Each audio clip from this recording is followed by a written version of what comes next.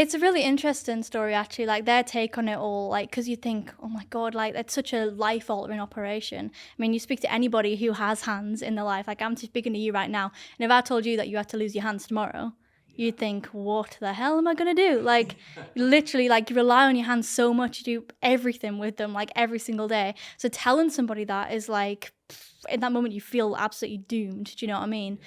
And my mom says during that time that she felt really helpless, really useless, really, especially when it was all kicking off and like they didn't know whether I was gonna survive. There was this one doctor who basically had the power to like turn off that machine that was keeping me stable. And he would walk past every day and everyone would feel sick to the stomach. And then one day he like walked past, he came in the room and it was just like, she's getting better.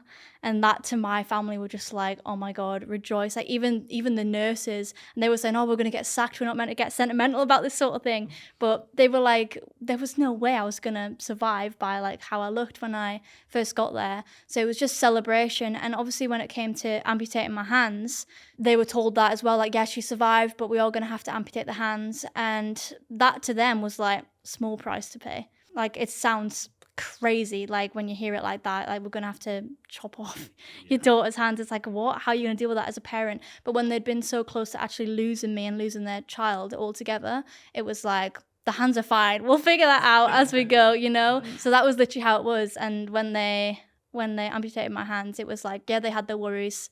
Weird little worries. Like my nana used to worry about how I would like make myself a cup of tea. But it was just like, we're gonna cross every bridge when we come to it. At least she's alive, and then I got to go home, and that was all that mattered, really.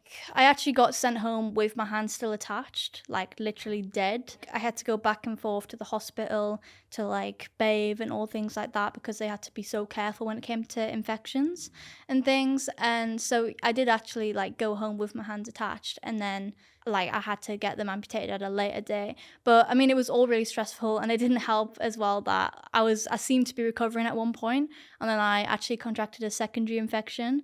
And by the end of it, I'd had like 10 blood transfusions or something crazy like that. They said it was really worrying because I was like in intensive care 24/7 watch. And it was like, oh yeah, she's fine now. And then it was like, they could like look after me again. They were like, we're scared. Like, we don't feel qualified to do that just yet. After that secondary infection, I was all good after that point. And yeah, they got used to keeping me at home, and it came to the point where I had my hands amputated. I didn't need to go to the hospital for any more appointments apart from like checkup like every now and again. So and then it was just integrating back into normal life, but not too normal life because now I didn't have hands like everybody else I saw.